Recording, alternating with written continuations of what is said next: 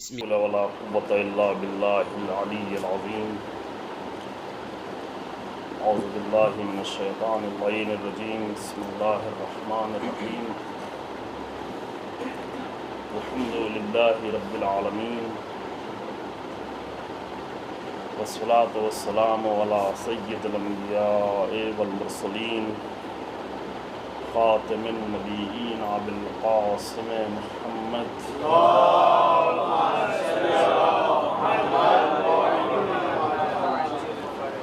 ثم الصلاة والسلام على أهل بيته الطيبين الأطهرين المعصومين المظلومين الذين أذهب الله عنهم الرجس وطهرهم تطهيرا.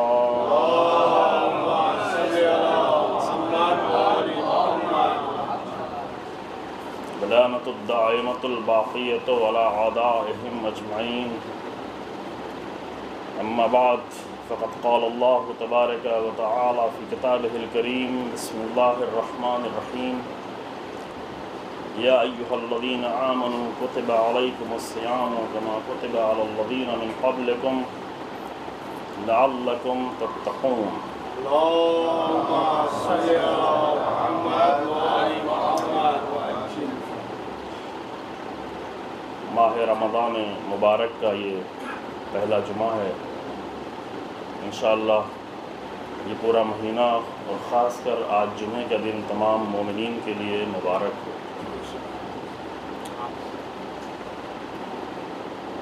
یہ عظیم مہینہ ہے اور رحمتوں کے ساتھ، مغفرت کے ساتھ، برکتوں کے ساتھ اللہ نے مومنین کے لیے قرار دیا ہے، تاکہ اس ایک مہینے میں مومن اپنے آپ کو اتنا مضبوط کرے، اتنا پریکٹس کرے کہ پھر ماہ رمضان کی برکت کا اثر پوری زندگی، کم سے کم پورے سال اس پر رہے. اور اپنے آپ کو جو اصلی مقصد ماہ رمضان کا بیان کیا گیا ہے قرآن میں، اگر ہم جا کر دیکھیں، کیونکہ یوں بھی جمعے کے لیے تاکید یہ ہے کہ جمعے میں دونوں خطبے میں تقویٰ کی وصیت کی جائے. دونوں خطبے میں،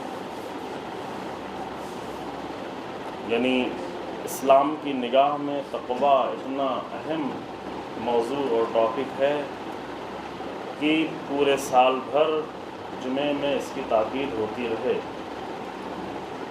اور یہ پہلے عرض کیا گیا کہ اسلامی احادیث میں جس قدر توحید کے بعد جتنی زیادہ تقویٰ کی وصیت کی گئی ہے اور جتنا زیادہ تقویٰ کی اہمیت دی گئی ہے، شاید کسی اور موضوع پر نہیں دی گئی. خاص کر نہج البلاغہ میں توحید کے موضوع کے بعد، کیونکہ توحید ہر چیز کی بنیاد ہے، دین کے ایمان اور عمل سب کی بنیاد توحید ہے، لیکن توحید کے بعد جس موضوع پر سب سے زیادہ بحث کی گئی ہے وہ تقویٰ ہے. خاص کر روزہ کی جو ایک بہت ہی عظیم عمل ہے، جس کے اللہ نے فرمایا کہ الصوم لی وانا اجزی بہ، یہ روزہ میرے لیے ہے. خاص کر روزے کے لیے فرمایا کہ الصوم لی، روزہ میرے لیے ہے، وانا اجزی بہ، اور میں اس کی خاص جزا دوں گا. ایک معنی یہ ہے.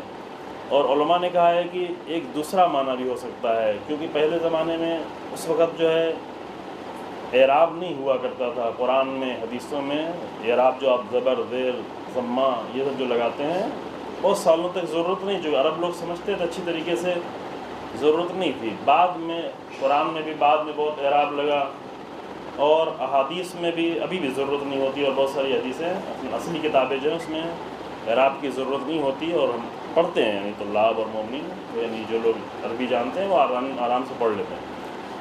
ایک لفظ پڑھا جاتا ہے اجزیو بے، اور اسی کو پڑھا جا سکتا ہے اجزیو بے.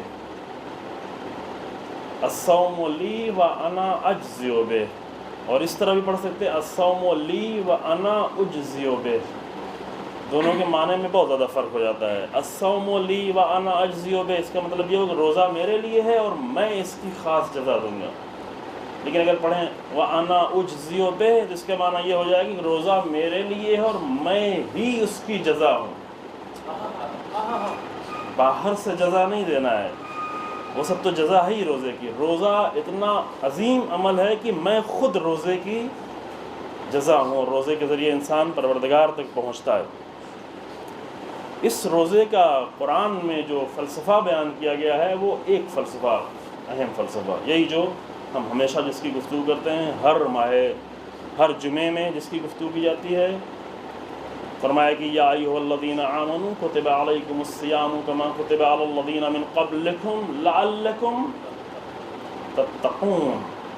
شاید، لعل کے معنی بھی یقینی نہیں ہے، کیونکہ یہ دیکھا جائے کہ روزہ کیسا ہے، ہر روزہ تو انسان کو تقویٰ تک نہیں پہنچا پائے گا۔ قرآن نے کہا لعلکم تتقون، کہ شاید تم صاحب تقویٰ ہو جاؤ۔ اس آیت میں بہت ہی خوبصورت ایسے ظاہری ایک نقطہ بچوں کے لیے بیان کر دیں یا نوجوانوں کے لیے، پھر ایک تھوڑا سا مطلب جو ہے انشاءاللہ اسی آیت کے ضمن میں آپ کی خدمت میں بیان کرنا ہے کہ اس آیت میں جو انداز خطاب ہے، اللہ جس طریقے سے مخاطب کر رہا ہے، کیونکہ روزہ بہت بڑی مشکل کو حل کرنے والا ہے۔ روزے کے اگر فلسفہ اٹھا کے دیکھیں، روزہ انسان کے اندر طاقت پیدا کرتا ہے، صبر پیدا کرتا ہے، استقامت پیدا کرتا ہے، پاکیزہ کرتا ہے۔ روزہ ایک طرح کی ٹریننگ ہے پورے زندگی بھر کے لیے، پورے سال بھر کے لیے۔ روزے میں بہت سارے جو راز بیان کیے گئے ہیں، وہ راز آ کر انسان کے جسم کو، انسان کے روح کو، حتیٰ جسم کے اعتبار سے بھی رسول اللہ نے فرمایا کہ صوموا تصحوا، روزہ رکھو تاکہ تمہاری صحت صحیح ہو، صحت کے اعتبار سے بھی تم ٹھیک ہو۔ البتہ وہ روزے کے فائدہ ہے، روزے کے بہت سارے پھر فلسفے بیان کیے گئے ہیں، یعنی بہت سارے مرض ہیں ہمارے دل میں کہ جو روزہ آ کر کیا کرتا ہے، علاج کر دیتا ہے۔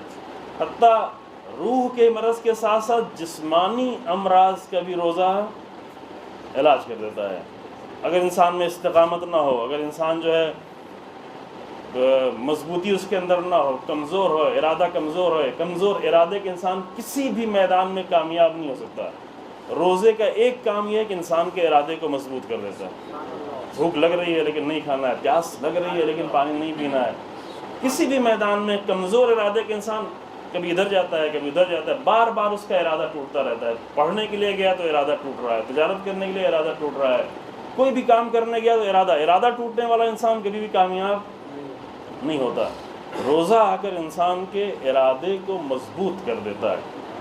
اس طرح بہت سارے انسان کے روح کا علاج روزہ کرتا ہے، بہت سارے جسمانی علاج بھی روزہ انجام دیتا ہے، جو بیان کرتا گیا ہے۔ یہاں پہ اتنی فرصت نہیں کہ اس کو بیان کیا جائے، اور آپ حتماً جو ہے اس کی طرف متوجہ ہیں، ابھی انٹرنیٹ پہ ساری چیزیں موجود بھی آسانی سے فراہم ہو سکتی ہیں۔ خوب، یہ روزہ اتنے سارے مرض کا اگر علاج ہے، لیکن دوسری طرف سے سخت بھی ہے، کیونکہ دن بھر بھوکا رہتا ہے، دن بھر پیاسا رہنا ہے، روٹین ڈسٹرب ہوگا، اٹھنا جگنا یہ سب جو ہے وہ ڈسٹرب ہو جائے گا، سخت ہے انسان کے لیے۔ تو اللہ نے ایسا طریقہ اپنایا ہے، وہ طریقہ ہمارے استاد بزرگوار ہیں، خدا ان کی حفاظت فرمائے، ایران میں انہوں نے بڑے پیارے انداز سے کہا کہ جیسے ایک بچے کو لے کے جائیں ڈاکٹر کے پاس علاج کرنے کے لیے، انجیکشن لگانا، یہ تلخ دوا اسے دینا ہے، وہ تلخ دوا انجیکشن لگانے کو تیار نہیں ہوتا، تو ڈاکٹر کے لیے چاہیے کہ اس کو یہ نہیں کرے گی انجیکشن لگاؤ ڈانٹ کے کہ انجیکشن، بعض لوگ ایسا کرتے ہیں، البتہ اچھے ڈاکٹرز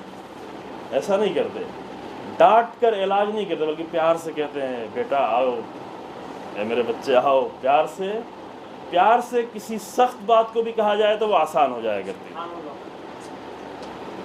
قرآن نے کہا یا ایھا الذین آمنوا، یہ نہیں کہا قرآن نے کہ تم لوگ گندے لوگ ہو، تم لوگ مجرم لوگ ہو، تم لوگ سال بھر گناہ کرتے ہو، تم لوگ نجس لوگ ہو، تم لوگ مرض میں مبتلا ہو، تمہاری روح مرض میں مبتلا ہو، چلو روزہ رکھو۔ یہ نہیں کہا اللہ نے، بلکہ کیا کہا یا ایھا الذین آمنوا، اے میرے مومن بندو، اے وہ لوگوں کے جو ایمان لے آئے، یعنی پیار سے۔ ہاں ٹھیک ہے، روزہ سخت ہے لیکن بہت بڑے مرض کا علاج کرنے والا یہ روزہ، لہذا پیار سے کہا یا ایھا الذین آمنوا کتب علیکم الصیام، تمہارے اوپر روزہ لکھا گیا، روزہ رکھو۔ لیکن ابھی بھی سختی اگر کچھ باقی ہے تو بچے سے کہتا ہے ڈاکٹر کی دیکھو وہ بچہ ہے، اس نے انجیکشن لگایا، اس کو کوئی تکلیف نہیں، ذرا بھی تکلیف، بس بہت تھوڑی سی تکلیف ہوتی ہے، دیکھو اس کو بھی انجیکشن لگایا، دیکھو وہ بھی دوا کھا رہا ہے، تو قرآن کیا کہتا ہے؟ کتب علیکم الصیام کما کتب علی الذین من قبلکم، صرف تمہارے اوپر روزہ واجب نہیں ہے، پہلے امتوں پر بھی واجب رہا ہے، دوسروں کو بھی روزہ دیا گیا ہے، دوسروں کو بھی یہ انجیکشن لگایا گیا ہے، صرف تمہارے لیے، کیونکہ اگر ایک آدمی سمجھے صرف میرے لیے کام ہو رہا ہے اس کو سخت لگ رہا ہوگا، اگر نہیں سب کے لیے ہے، دوسری امتوں کے لیے ہے، یہ علاج سب کے لیے ہے، سب کو اس کی ضرورت ہے۔ پھر اس کے بعد اگر بچے سے کہا جائے بچے تم بیمار ہو، مریض ہو، بخار ہے، پریشان ہو، دیکھو کھیل نہیں سکتے، دیکھو کھانا نہیں کھا سکتے، دیکھو مشکل میں پڑے ہوئے ہو، دیکھو تکلیف میں پڑے ہوئے ہو، اس کا فلسفہ پتہ نہیں، اگر تم انجیکشن لگا لو گے تو تم ٹھیک ہو جاؤ گے، پھر تم کھیل سکو گے، تم پارک جا سکو گے، تم اسکول جا سکو گے، تم کھانا کھا سکو گے۔ قرآن نے کہا لعلکم تتقون، اگر روزہ رکھو گے تو تم پاک ہو جاؤ گے، تم باتقوا ہو جاؤ گے، تم عظیم ہو جاؤ گے، تمہارا مرتبہ بلند ہو جائے گا۔ یعنی اتنے حسین انداز سے قرآن کا ایک خطاب بھی آتا ہے تو انسان کے سائیکالوجی کو دیکھتے ہوئے انسان کے مسائل بھی، یہ نہیں کہ اب یہ علاج ہے تو تم کو کرنا ہی کرنا ہے علاج، تمام احکام میں البتہ یہ رعایتیں کی گئی ہیں، احکام میں نماز میں آئے تو نماز میں اس سے رعایت کی گئی ہے، فلسفہ بیان کیا گیا ہے، راز بیان کیا گیا ہے۔ خوب اگر ہم چند منٹ میں ایک مطلب عرض کرنا چاہیں کہ تقویٰ جس کی اس قدر تاکید ہے اور جس کو ہم نہیں معلوم عجیب و غریب چیز سمجھ رہے ہوتے ہیں، اور بہرحال جمعہ پڑھنے آنا ہے تو چند جملے تقویٰ کے سننا ہی پڑتا ہے کبھی کبھی، بعض لوگ اسی لیے دیر میں آتے ہیں کہ تقویٰ کی بات نہ سننی پڑے، بعد میں جا کر جمعہ پڑھ کے نماز پڑھ کے چلے آئیں گے۔ تقویٰ اسلام کی نگاہ میں، دین کی نگاہ میں، رسول اللہ کی نگاہ میں، امیر المومنین کی نگاہ میں تقویٰ بہت ہی عظیم سرمایہ ہے انسان کے لیے، کہ توحید کے بعد سب سے بڑا سرمایہ وہ تقویٰ۔ لیکن تقویٰ کون سا؟ یہ 2-3 سال پہلے شاید یہاں پر ہم ایک جملہ عرض کر چکے ہیں کہ اسلام کا تقویٰ اور ہے، اور کرسچینٹی کا اور بدھزم کا اور ہندوازم کا تقویٰ اور ہے۔ وہ نام بھی وہ لوگ الگ رکھتے ہیں، ہم ذہن کے نزدیک کرنے کے لیے یہی لفظ استعمال کرتے ہیں۔ وہاں بھی ہے کہ یہ نہیں کرو، یہ نہیں کرو، شادی نہیں کرو، بیاہ نہیں کرو، یہ نہ کھاؤ، وہ نہ پیو، ایسے رہو، یہ کیا ہے؟ یہ تقویٰ ہے۔ اسلام کہتا ہے نہیں، یہ تقویٰ نہیں ہے۔ اسلام خدا کی دی ہوئی نعمتوں سے محروم کرنے کا نام تقویٰ نہیں ہے اسلام کی نگاہ میں۔ یہ فرق ہے اسلام کے تقویٰ میں اور دوسرے تقویٰ میں، اسلام کے زہد میں اور دوسرے زہد میں، کہ دوسرے زہد میں اپنے آپ کو جتنا انسان محروم کرتا چلا جائے اتنی زیادہ متقی انسان ہے، اتنی زیادہ پاکیزہ انسان ہے۔ لیکن اسلام میں اللہ کی دی ہوئی نعمتوں سے محروم کرنے کا نام تقویٰ نہیں ہے، اور اللہ کی دی ہوئی قوتوں کا گلا گھونٹنے کا نام تقویٰ نہیں۔ اللہ نے طاقت دی، اللہ نے خود دی ہے، طاقت دی ہے، بہت ساری لذتیں اس دنیا میں انسان کے لیے رکھی ہیں، ان قوتوں کا گلا گھونٹنے کا نام تقویٰ نہیں ہے، بلکہ اللہ کے نزدیک، اسلام کے نزدیک قوتوں کو اپنے کنٹرول میں رکھنے کا نام تقویٰ، لذتوں کو اپنے کنٹرول میں رکھنے۔ انبیاء سے کہا جائے گا یا ایھا الرسول کلوا من الطیبات ما رزقناکم، اے رسولو کیوں جو کچھ اللہ نے تم کو دیا ہے پاکیزہ چیزیں اس میں سے کھاؤ، کلوا من الطیبات، طیبات میں سے کھاؤ، یہ اللہ نے کھانے کے لیے دیا ہے، لیکن اس طرح نہ کھا لو کہ فقط کھانا ہی کھانا سب کچھ رہ جائے، پیٹ ہی سب کچھ رہ جائے اور باقی ساری چیزیں بھول جائیں، پوری زندگی کھانے میں لگی رہے، صبح سے شام تک کھانے کے لیے تیاری کر رہا ہے، کھا رہا، پھر کھا کے سو گیا، اتنا کھا لیا ہے کہ اب سو گیا ہے، پھر سو کے اٹھایا تو پھر کھانے کی تیاری میں لگ گیا ہے، پورا پیٹ بھر کے سو گیا ہے اور صبح اٹھ کے پیٹ خالی کرنا ہے، دو ہی کام انسان کرے گا، پیٹ بھرنا اور پیٹ خالی کرنا، پیٹ بھرنا، پھر اس میں کوئی مشکل ہے ڈاکٹر کے پاس دوڑتا ہے، یہ مشکل ہے، یہ مشکل ہے، یہ بھوک نہیں لگ رہی تو ڈاکٹر کے پاس جا رہے ہیں، پیٹ خالی صحیح سے نہیں ہو رہا اس کے لیے ڈاکٹر کے پاس جا رہے ہیں، یہ نہیں ہے، یعنی کھانا ذریعہ ہے اور وہ کھائے انسان۔ تو فرق یہ ہوا کہ اور جگہوں پر اور آئیڈیالوجی میں اپنے آپ کو روکے رکھنا، اس کو تقویٰ، کبھی کبھی ہمارے یہاں بھی ترجمہ یہی کیا جاتا ہے کہ تقویٰ یعنی کیا، یعنی پرہیزگاری، پرہیزگاری بہت ہی اچھا ترجمہ تقوی کا، پرہیز کرنا، ہر چیز سے پرہیز کریں، پرہیز کریں، بازار میں جائیں گے خطرہ ہے تو بازار میں نہ جائیں، کام کریں گے تو خطرہ ہے تو کام نہ کریں، اس کو کہتے ہیں پرہیز۔ اب اردو میں اتنے سارے لفظ نہیں ہیں، اردو میں الفاظ کی کمی ہے، لیکن اس کا اچھا ترجمہ جو ہمارے فارسی میں کیا جاتا ہے وہ نگہداری ہے، پرہیز نہیں۔ پرہیز کرنا یعنی اپنے آپ کو روکنا ہر چیز سے، نگہداری کرنا یعنی ہر میدان میں جاتے ہوئے اپنے آپ کو محفوظ رکھنا۔ ان دونوں میں بہت فرق ہوا۔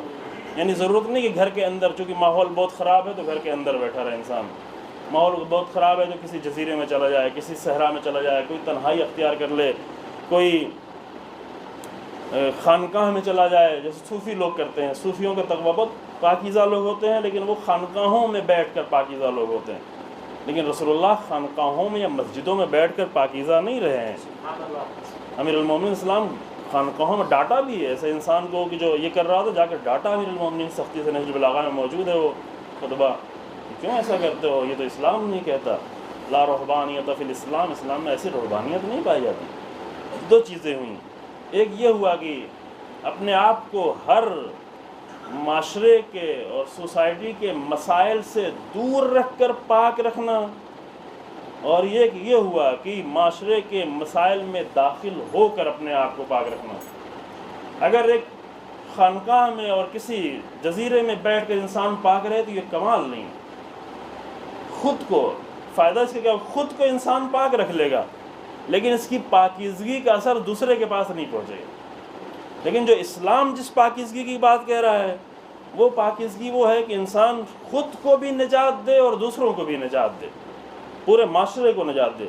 وہ جو جا کر تنہائی میں کہیں بیٹھ گیا ہے، خانقاہ میں یا صحرا میں یا جنگل میں، تو وہ اپنے آپ کو تو اس نے بچا لیا، لیکن دوسرے کا کیا ہوگا؟ انبیاء آتے وہ صرف اپنے آپ کو بچاتے ہیں کہ ماحول بہت خراب ہے، ہمیں صرف اپنے آپ کو بچانا ہے، تنہا بیٹھ کے عبادتیں کریں، تنہا دعائیں پڑھیں، تنہا گھر کے اندر خود دعائیں پڑھیں۔ یہ انسان خود کو بچا رہا ہے، لیکن دوسروں کا کیا ہوگا؟ ایک انسان کے اگر گاڑی چلائیں گے تو ایکسیڈنٹ ہوگا تو گاڑی نہیں چلانا ہے، یہ کون سا تقویٰ ہے؟ یہ غیر اسلامی تقویٰ ہے کہ جو گاڑی میں ایکسیڈنٹ کا خطرہ ہے لہذا گاڑی نہیں چلانا ہے۔ اسلامی تقویٰ یہ کہ نہیں، گاڑی چلاؤ لیکن اس کا بریک صحیح رکھو،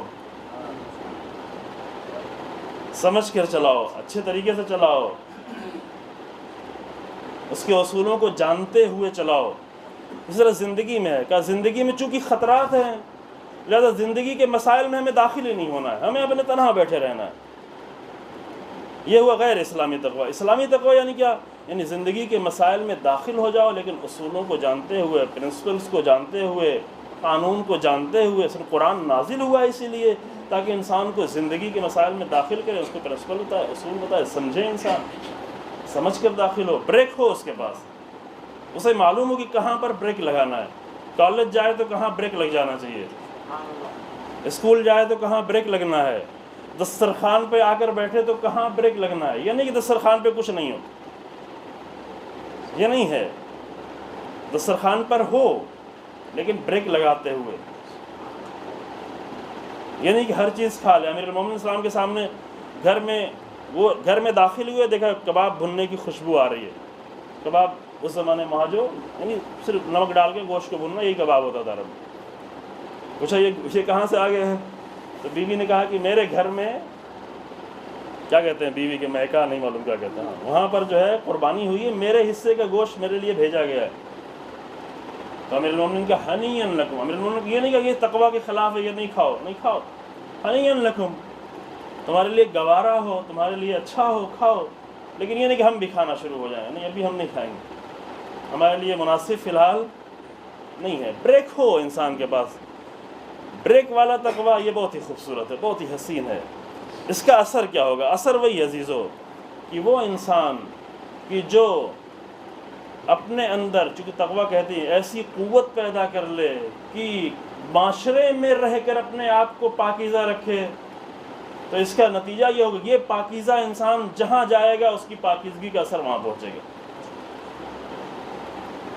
یہ محفوظ انسان جہاں بھی جائے گا، یہ نہیں کہ دوسروں سے متاثر ہو جائے۔ مسجد میں آئے تو پاکیزہ نظر آ رہے ہیں لیکن بریک نہیں ہے، تو کالج گئے تو مسجد میں پاک ہے لیکن کالج میں بریک، یہ فیل ہو گیا، یہ خطرناک ہے۔ یہ اسلامی تقویٰ نہیں۔ اسلامی تقویٰ یعنی باہر نکلے تو بریک موجود، روک رہا ہے۔ نماز کو کہا گیا یہ نماز بریک ہے. ان الصلاۃ تنہا، تنہا یعنی کیا؟ وہی بریک. ان الصلاۃ تنہا عن الفحشاء والمنکر، یعنی کہ نماز مسجد میں نماز کا صرف اثر ہوتا ہے نہیں، اصل نماز کا اثر ہی مسجد کے باہر جا کر دیکھنا ہے کہ دیکھیں کہاں کہاں یہ نماز بریک لگاتی ہے، کس کس جگہ نماز بریک لگاتی ہے. اگر یہ بریک لگا رہی ہے نماز تو یعنی نماز قابل قبول تھی، نماز قبول ہو گئی. جب پوچھا امام جعفر صادق علیہ السلام سے کہ کیسے،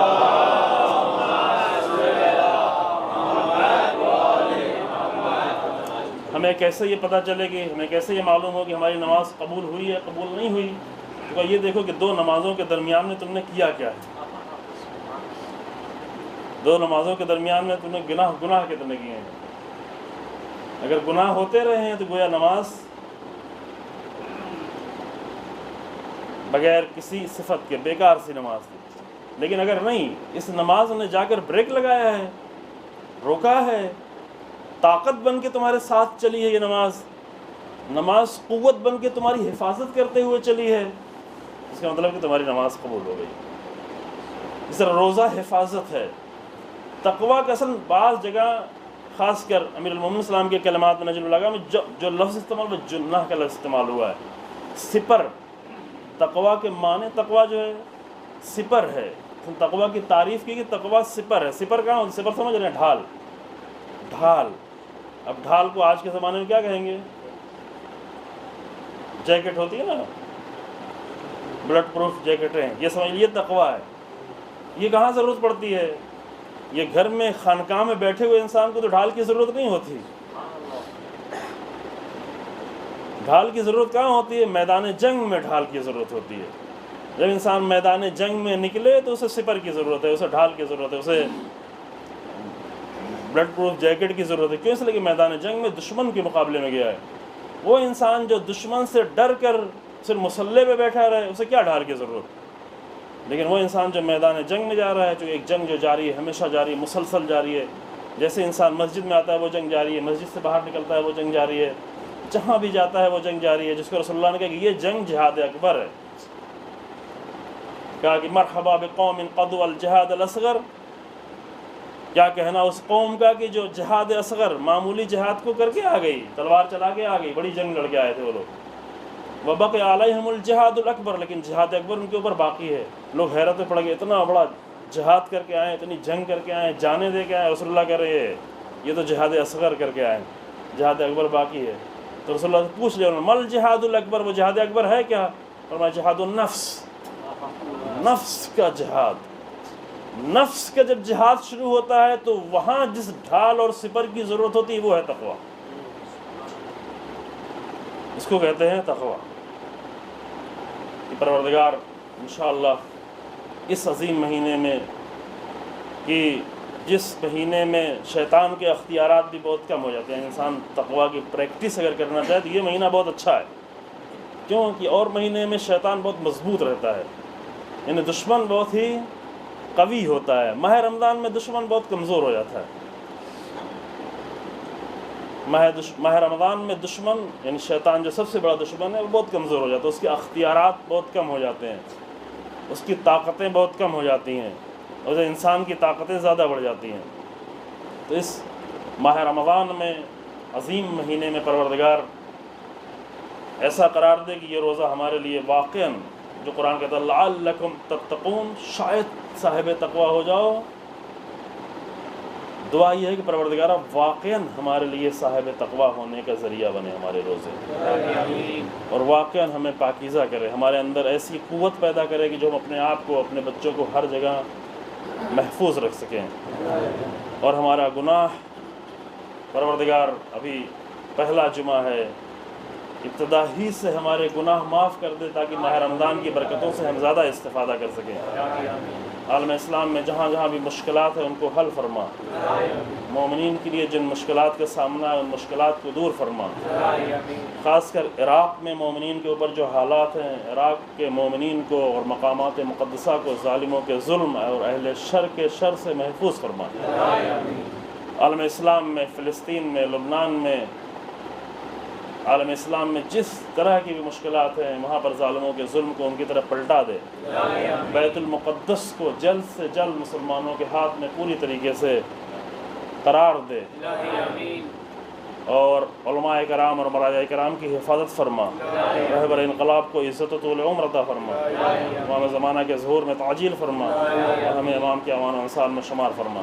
اعوذ باللہ من الشیطان الرجیم، بسم اللہ الرحمن الرحیم، والعصر ان الانسان لفی خسر الا الذین آمنوا وعملوا الصالحات وتواصوا بالحق وتواصوا بالصبر۔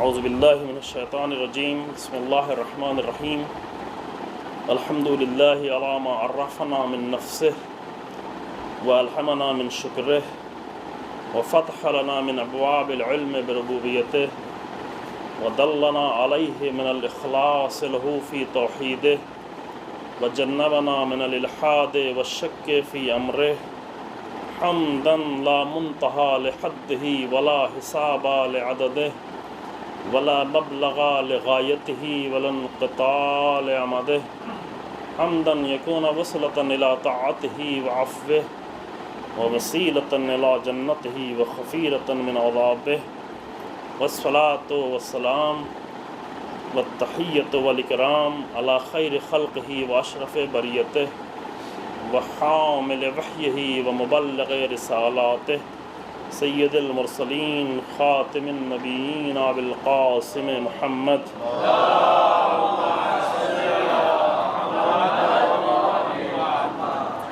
اللہم صل وسلم علی سید الوصیین امیر المؤمنین علی بن ابی طالب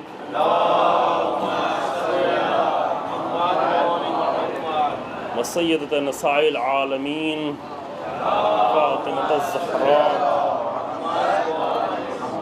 والحسن والحسین سید شباب اہل الجنہ وعلی ابن الحسین زین العابدین محمد ابن علی الباقر وجعفر ابن محمد الصادق وموسى بن جعفر الكاظم وعلي بن موسى الرضا المرتضى ومحمد بن علي التقي وعلي بن محمد النقي والحسن بن علي العسكري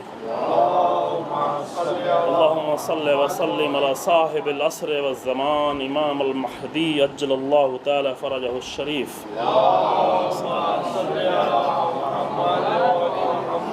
والصلاة والسلام على جميع انبیاء والمرسلین والشہداء والصدیقین ولعنۃ اللہ علی اعدائهم اجمعین۔ اما بعد، یا ایہا الذین آمنوا اتقوا اللہ وکونوا مع الصادقین۔ پہلے خود کو اور تمام مومنین کو جمعہ کے اس دوسرے خطبے میں بھی تقوی پروردگار کی وصیت کرتے ہیں، اور یہ دعا کرتے ہیں کہ اس مبارک مہینے میں اللہ کا تقوی اور وہ طاقت اور وہ قوت پروردگار ہماری روح کو عطا فرمائے۔ اہم مناسبتیں ہیں اس مہینے میں۔ ماہ رمضان کی ساری عظمت یہ ہے کہ یہ مہینہ قرآن کے نازل ہونے کا مہینہ ہے۔ ماہ رمضان کی ساری عظمت اس میں ہے کہ اس مہینے میں شب قدر کو قرار دیا گیا ہے، اور شب قدر یعنی قرآن کے نازل ہونے کی شب۔ اگرچہ یہ مناسبت ابھی دور ہے اور اس کے بیچ میں ابھی اور بھی خطبے آئیں گے اور بھی جمعہ آئے گی، لیکن اس کی تیاری ابھی سے ہونا ضروری ہے تاکہ واقعاً شب قدر کو درک کیا جا سکے۔ کہا گیا کہ 2 مہینہ انسان تیاری کرے تاکہ ماہ رمضان کے لائق ہو جائے۔ پھر ماہ رمضان کی پہلی ہی رمضان کو شب قدر نہیں قرار دی، شروع ہی میں شب قدر نہیں قرار دی گئی، شب قدر کو آخر میں جا کے رکھا گیا۔ پھر شب قدر سے پہلے شب قدروں کا احتمال دیا گیا تاکہ اگر انسان اتنے دن کے روزوں میں اپنے آپ کو تیار نہیں کر سکا ہے تو چند شب قدر، نہیں معلوم اس میں کون ہے، لیکن زیادہ تر روایتیں ہمارے پاس آخری شب قدر کے لیے ہیں کہ اس کے پہلے بھی شب قدر کا احتمال دیا گیا۔ روایت میں پوچھا بھی گیا ائمہ سے کہ کیوں ایک شب قدر معین نہیں کی جاتی؟ اس کا راز بتایا کہ انسان جو ہے اپنے آپ کو زیادہ، ایک شب قدر سے گزرا، دوسری شب قدر سے گزرا، رجب سے گزرا، شعبان سے گزرا، ماہ رمضان میں آیا، ماہ رمضان کے اتنے دنوں سے گزرا، آمادہ ہوتا گیا، تیار ہوتا گیا، پھر ایک شب قدر آئی اور تیار ہوا، دوسری شب قدر آئی اور تیار ہوا، تاکہ یہ ساری تیاری کس لیے ہو؟ واقعی شب قدر کے لیے، جس دن انسان اس شب کو در کر سکے، اس شب سے فیض اٹھا سکے۔ اور اس شب کا سب سے بڑا فیض یہ ہے کہ قرآن کو اپنے اوپر نازل ہونے کا موقع دے، جو کہ اصل ماہ رمضان ہے ہی ہے۔ ہم پچھلے سال یہاں پہ عرض کر چکے کہ ماہ رمضان کی تعریف قرآن میں یہ نہیں کہ روزہ رہنے کا مہینہ ہے، دعائیں پڑھنے کا مہینہ ہے، قرآن پڑھنے کا مہینہ ہے، قرآن کی تلاوت کرنے کا مہینہ ہے، نمازیں پڑھنے کا، یہ کوئی تعریف نہیں ہے، بلکہ کیا تعریف ہے؟ شہر رمضان الذی انزل فیہ القرآن، رمضان کا مہینہ قرآن کے نازل ہونے کا مہینہ ہے۔ قرآن کی تلاوت کرنا اور ہے، قرآن کا نازل ہونا یہ اور ہے۔ ہم قرآن کی تلاوت کرتے ہیں الحمدللہ، ماہ رمضان میں توفیق ہوتی ہے قرآن کی تلاوت کرنے کی، لیکن صرف قرآن کی تلاوت کر کے انسان چلا جائے، یہ ماہ رمضان اس کو نہیں ملا، ماہ رمضان درک نہیں کر پایا، شب قدر تک نہیں پہنچ پایا۔ ماہ رمضان یعنی کیا؟ جس میں قرآن نازل ہو۔ ایک نازل ہونا قرآن کا ہو چکا، سب پوری انسانیت کے لیے، کافروں کے لیے بھی، منافقوں کے لیے بھی، مشرکوں کے لیے بھی، فرمایا کہ انزل فیہ القرآن ھدی للناس، سب کے لیے نازل ہو گیا ہے۔ لیکن یہ نازل ہونا تو مومنین کے لیے نہیں ہے، یہ نازل ہونا تو کافر، منافق، مشرک سب کے لیے ہے، اس میں مومنین بھی داخل ہیں۔ مومنین کے لیے خاص نزول چاہیے۔ وہ خاص نزول کیا ہے؟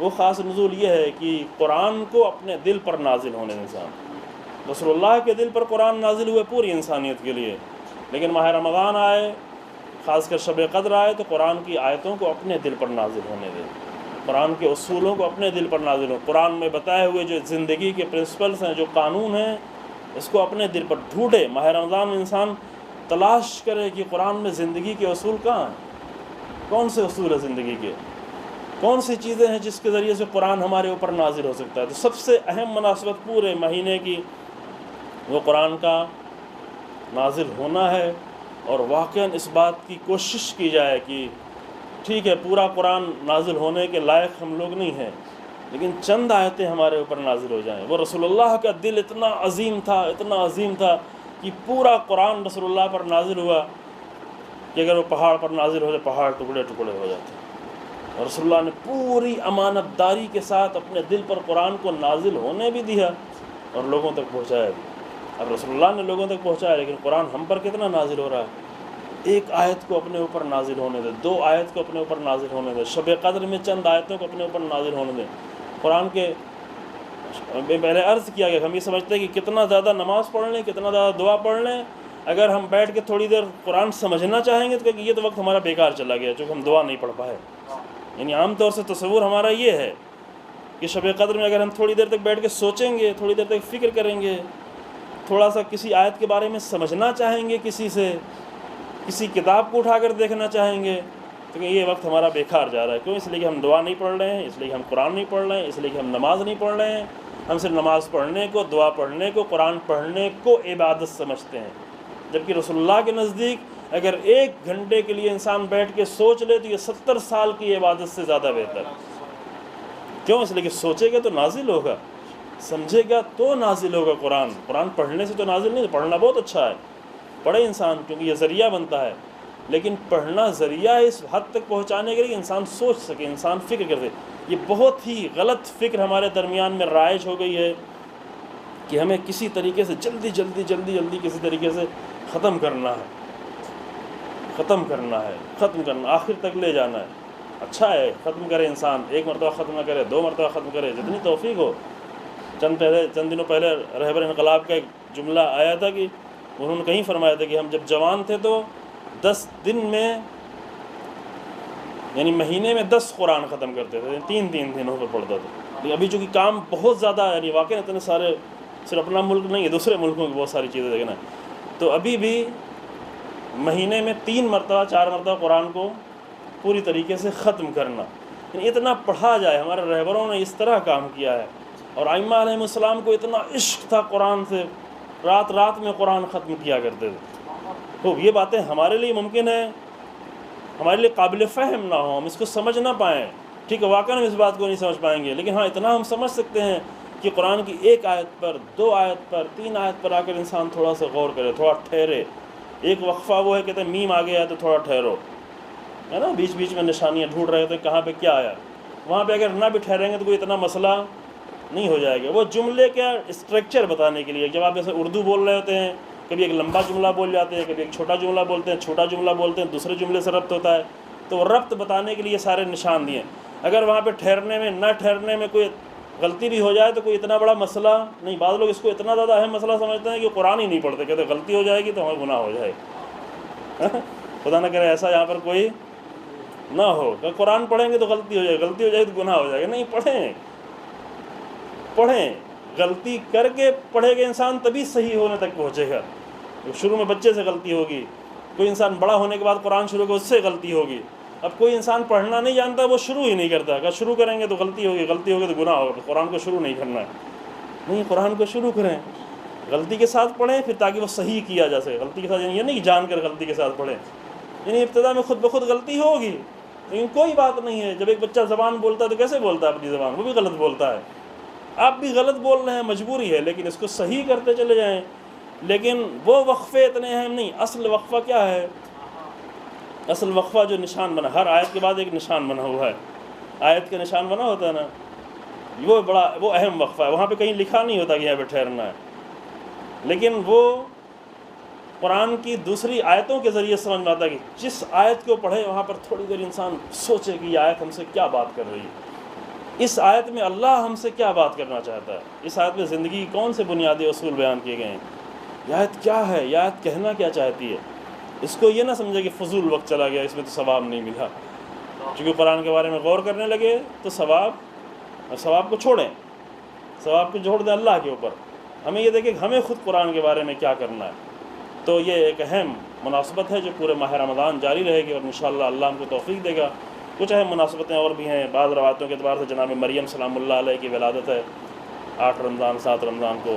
اللہم صلی علی محمد وآل محمد. ایسی بیوی کی جس کو قرآن نے مومنین کے لیے نمونہ قرار دیا ہے، مومنین کے لیے نمونہ ہے. مریم کی ذات، مریم بنت عمران کی ذات نمونہ ہے، جس کو مومنین کو اس طریقے سے قرآن میں تاکید کے ساتھ جناب مریم کے کردار کو رکھا ہے.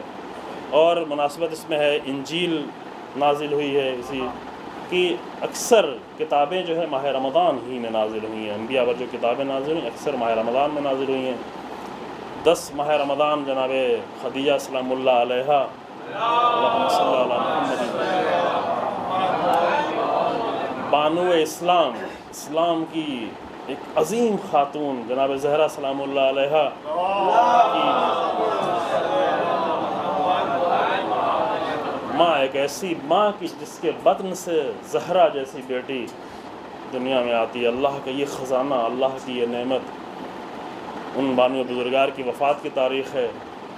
اور جو ابھی موجودہ حالات ہیں، وقت بھی کم ہے، انشاءاللہ دعا کر رہے ہیں، اور تمام حضرات آپ آگاہ ہیں، کوشش بھی جاری ہے. ایک بہت بڑا فتنہ ہے جس نے اسلام کو بہت زیادہ نقصان پہنچا دیا ہے. واقعا بعض بزرگوں کے قول کے مطابق، اور صحیح ہے، کہ حتیٰ بنی عباس اور بنی امیہ نے اتنا نقصان اسلام کو نہیں پہنچایا جتنا ان شر اور بدبخت اور شقی ترین انسانوں نے اسلام کو نقصان پہنچا. وہ بھی اسلام کے نام پر نقصان پہنچایا. اسلام کے نام پر طالبان اور قاعدہ اور داعش اور جبہہ نصرہ، یہ جو سارے گروہ بنے ہوئے ہیں، کبھی سیریا میں نظر آتے ہیں، کبھی عراق میں نظر آتے ہیں، کبھی افغانستان میں نظر آتے ہیں، کبھی پاکستان میں نظر آتے ہیں. یورپ سے آ رہے ہیں، روس سے آ رہے ہیں، چچینیا سے آ رہے ہیں، نہیں معلوم کہاں کہاں سے آ رہے ہیں. یہ جو پروڈکشن ہو رہا ہے بہت ہی خطرناک، لیکن بہت زیادہ اسلام کو نقصان پہنچنے والا ہے. اور اگر یہ بات ٹیلی ویژن کے ذریعے سے اہل سنت تک جائے تو اہل سنت اپنے آپ کو بچائیں. ہم ان کو مشورہ دے رہے ہیں کہ اہل سنت بھی اپنے آپ کو بچائیں، اپنے آپ کو ان سے جدا کریں. اتنا سب کچھ میڈیا میں آ رہا ہے لیکن اہل سنت نہیں معلوم کیوں اس قدر خاموش بیٹھے ہوئے ہیں. تم کم سے کم کچھ نہیں تو اپنے اہل سنت ہونے کو بچاؤ. کہو کہ ہم سے ان کا کوئی تعلق نہیں ہے، اسلام کا ان سے کوئی تعلق نہیں. کھل کر آ کر اعلان کرو کہ اس گروہ سے اسلام کو کوئی تعلق نہیں، اس گروہ سے اہل سنت کو کوئی تعلق نہیں ہے، ورنہ خطرے میں اہل سنت. جیسے میں نے پہلے بھی عرض کیا کہ شیعت کو بھی بعض گروہ سے اپنے آپ کو بچانے کی ضرورت ہے. کوشش کرے کہ مومن بچائے، پہلے اسے بچائے. اگر وہ بچنے کو تیار نہ ہو تو اپنے آپ کو بچائے. یہ اہم نقطہ ہے. پہلے کوشش کرے کہ جس کے جو بھی اہل بیت سے نزدیک ہے، کسی بھی طرح اہل بیت سے نام لے رہا ہے اہل بیت کا، پہلے اس کو بچانے کی کوشش کرے. لیکن اگر وہ کسی طرح بچنے کو تیار نہیں ہے تو ایک انسان کو بچانا اہم نہیں ہے، ہمیں اپنی آئیڈیالوجی کو بچانا ہے، جس کے لیے ائمہ نے قربانیاں دی ہیں، جس کے لیے کربلا ہوئی ہے، جس کے لیے عاشور ہوئی ہے. اگر کوئی بچنے کو تیار نہیں ہے تو اپنے آپ کو بچائیں، تشیع کو بچائیں، شیعت کو بچائیں. ابھی اہل سنت کو بھی خطرہ ہے ایک ایسے باطل اور ایسے فاسق اور ایسے مجرم گروہ سے کہ جن کو گلا کاٹنا، جانور کے گلا کاٹنے میں انسان اس طرح نہیں کاٹے کہ جس طریقے انسانوں کو گلا کاٹ رہے ہوتے ہیں. ایسا گروہ. تو اہل سنت آ کر اپنے آپ کو ان سے بچائیں. اور ہمیں بھی ضرورت ہے کہ ایسے گروہوں سے اپنے آپ کو شیعت کو بچائیں، جو شیعت کو بھی خطرہ ہے. خاص کر شیعت کو ہندوستان پاکستان میں بہت خطرہ ہے. ایسے گروہ ایسے پیدا ہوتے ہیں جو شیعت کی ساری آئیڈیالوجی کو تبدیل کر دیتے ہیں. جس آئیڈیالوجی کے لیے ائمہ نے اتنی قربانیاں دی ہیں، وہ خالص شیعت، وہ کربلائی شیعت، وہ عاشورائی شیعت، وہ محمدی دین، وہ علوی دین، وہ فاطمی دین، وہ فاطمی شیعت، اس شیعت کو بھی ہے. پہلے مومنین کو بچائیں. مومنین اگر بچنے کو تیار نہیں ہیں تو شیعت کو بچائیں. یہ ایک ضروری امر ہے. عراق میں دیکھیں بھی ایک گروہ پیدا ہوا ہے، یہ بہت زیادہ میڈیا میں نہیں آیا لیکن ایسا خطرناک گروہ پیدا ہوا. اگر اس نے اعلان کیا تھا پہلے ہی سے، اور آ کر ابھی ہے بدھ کے دن پرسوں عراق میں باقاعدہ کربلا میں کرفیو لگا رہا. عراق کے بعد دوسرے شہروں میں بھی ہنگامہ کیا ان لوگوں نے، بصرہ میں، دیوانیہ میں، دوسرے شہروں میں. امام زمان کا نام لے کر کے کہ ہمارا امام زمان سے ڈائریکٹ رابطہ ہے، اور نجف کا حوضہ اور نجف کا حرم، کربلا کا حرم یہ ہمارے اختیار میں ہونا چاہیے. یہ ملعون جو ہے سرخی، جو صدام کے زمانے میں وہ عراقی فوج کا رکن تھا، یعنی عراقی اندر وہ صدام کے سسٹم میں وہ داخل تھا، اور بعد میں آیا حوزے میں درس پڑھا. بغداد یونیورسٹی سے اس نے انجینئرنگ یونیورسٹی سے اس نے اپنا درس کرنے کے بعد یہاں آ گیا. یہ پہلے بتایا کہ کس طرح پھر اس نے 40 سال کی عمر میں 2003 میں اپنی مرجعیت کا اعلان کر دیا، مرجع، اور جگہ جگہ دفتر بنانے شروع کر دیا. بہت تیزی سے دفتر، یعنی بعض کام اتنی تیزی سے چل رہے ہوتے کہ انسان واقعاً شک ہوتا ہے کہاں سے یہ چل رہا ہے یہ سب کچھ. اور امام زمان کا نام لے لے کر لوگوں کو بیوقوف بنانا شروع کیا. بہت بڑی تعداد اس کے ساتھ ہو گئی، بہت بڑی تعداد. اور بدھ کے دن یعنی یہی ویڈنسڈے کو جو ہے سحری کے وقت میں باقاعدہ حملہ کر دیا اس کے گروہ نے، کربلا پر حملہ کر دیا کہ حرم کو اپنے اختیار میں لیا جائے، نجف کو اپنے اختیار میں لیا جائے. اس کے پہلے نجف پر بھی حملہ کر چکے ہیں عاشور کے دن، شاید 2006 میں. بیچ بیچ میں چھپ جاتا ہے. پھر ابھی دیکھا کہ چونکہ عراق مشغول ہے، عراق کی فوج مشغول ہے، عراق میں دوسرا ہنگامہ چل رہا ہے، انہوں نے اپنی طاقت کو اکٹھا کیا اور آ کر کربلا پہ حملہ کرنا شروع کر دیا. 14-15 لوگ مارے گئے، کتنے لوگ زخمی ہوئے. فوج کو انوالو ہونا پڑا.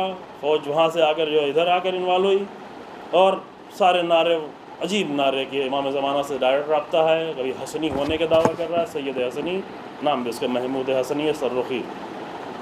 یعنی یہ فتنے اٹھتے رہتے ہیں. جب ایسے فتنے اٹھے تو انسان دین کو اتنا شعور کے ساتھ سمجھتا ہو کہ اپنے آپ کو بچا سکے، اپنے دین کو بچا سکے. یہ کہیں بھی ہو سکتا ہے. خاص کر امام زمان کے نام پر بہت کچھ ہو چکے. امام زمان کے نام سے بہرحال امام وقت کے امام ہیں، امام زمان ہے. امام زمان سے ایک خاص انسان کا رابطہ ہے. وہ آ کر اس رابطے کو اتنا اس طرح سے پیش کرتے ہیں کہ یہ فتنہ بھی بالکل تازہ، یہ بھی البتہ انٹرنیٹ پر اور میڈیا میں بہت کچھ ہے لیکن بہت سارے کھلے ہوئے میڈیا میں نہیں آیا. لیکن اتنا سارا ہنگامہ یہی 2-3 دنوں میں کربلا کے اندر ہوا۔ ایسے خطرات، یہ بات اس لیے عرض کر رہے ہیں کہ ایسے خطرات ہر جگہ ہو سکتے ہیں، ہر جگہ آ سکتے ہیں۔ لہٰذا ایک بنیادی کام جو ہے وہ یہ ہے کہ انسان دین کو صحیح طریقے سے سمجھے، دین کے اصولوں کو صحیح طریقے سے سمجھے، ائمہ کی آئیڈیالوجی کو صحیح طریقے سے سمجھے۔ یہ جو حدیث ہے جس کو بار بار پڑھنا چاہیے، اور یہیں پہ اپنی ہم گفتگو تمام کرتے ہیں، یہ رسول اللہ کی حدیث اور رسول اللہ کی وصیت، جس کو رسول اللہ نے بار بار، یعنی کہ صرف آخری وقت میں کہہ رہے تھے قلم و کاغذ لاؤ، کہ اس قلم و کاغذ سے بھی اندازہ یہی ہے کہ وہی لکھنا چاہ رہے تھے، کہ جس کو رسول اللہ نے بار بار بیان کیا تھا، یعنی کہ ایک دو بار، متعدد بار رسول اللہ نے انی تارک فیکم الثقلین کتاب اللہ و عترتی۔ دین کو کہاں سے سمجھیں؟ دین کے اصولوں کو کہاں سے سمجھیں؟ قرآن کے ذریعے سے اور اہل بیت کے ذریعے سے۔ یہ جملہ ہم بار بار کہتے ہیں کہ یہ قرآن اور اہل بیت کی فضیلت نہیں بیان کر رہے تھے رسول اللہ، بلکہ قیامت تک ہمیں محفوظ رہنے کی ایک ضرورت بیان کر رہے تھے رسول اللہ۔ کیسے اپنے آپ کو بچا سکتے ہیں جب نئے نئے گروہ پیدا ہوں، نئے نئے شبہات پیدا ہوں، نئے نئے شبہات ذہن میں ڈالے جائیں، تو وہاں پر کیسے اپنے آپ کو بچا سکتے ہیں؟ یہ دیکھیں کہ قرآن کے اصول کیا ہیں، قرآن کن اصولوں کو بیان کرتا ہے، قرآن کیا کہتا ہے، قرآن دین کے بارے میں کیا کہتا ہے، قرآن زندگی کے بارے میں کیا کہتا ہے، قرآن سماج کے بارے میں کیا کہتا ہے، قرآن سیاست کے بارے میں کیا کہتا ہے۔ بنا کہ قرآن کی کئی سوریں ہیں جس میں زیادہ سے زیادہ سیاسی مسائل بیان کیے گئے ہیں، لیکن ہم جو دین پیش کر رہے کہتے ہیں یہ دین عجیب و غریب بن جاتا ہے۔ اہل بیت علیہ السلام کی زندگی کیا ہے، امام حسین علیہ السلام کی زندگی کیا تھی، جناب زہرا سلام اللہ علیہ کی زندگی کیا تھی، کس طرح اٹھی، گھر میں بیٹھنے والی بیوی نے کس طرح قیام کیا، یہ سب کیا ہے؟ یہ کتاب اللہ و عترتی، یہ قیامت تک ہمیں محفوظ رہنے کی ضمانت ہے۔ اگر ہم اہل بیت سے نزدیک رہیں، اگر ہم قرآن سے نزدیک رہیں، لیکن نزدیک ہونا کیا؟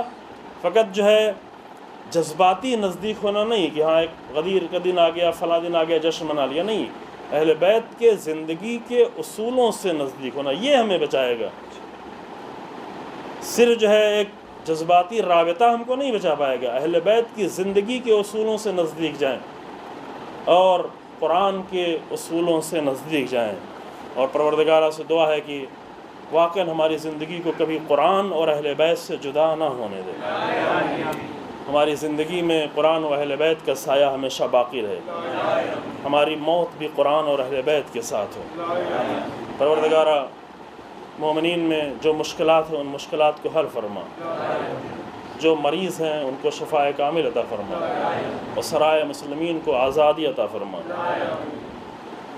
عالم اسلام میں جہاں جہاں مشکلات ہیں ان مشکلات کو حل فرما، کلمہ حق کو عزت و سربلندی عطا فرما، کلمہ باطل کو نیست و نابود فرما، مراجع کرام اور علماء کرام کی حفاظت فرما، رہبر انقلاب کو عزت و طول عمر عطا فرما، امام زمانہ کے ظہور میں تعجیل فرما، اور ہمیں امام کے اعوان و انصار میں شمار فرما۔ اعوذ باللہ من الشیطان الرجیم، بسم اللہ الرحمن الرحیم، قل هو اللہ احد اللہ الصمد لم یلد ولم یولد ولم یکن له کفوا احد۔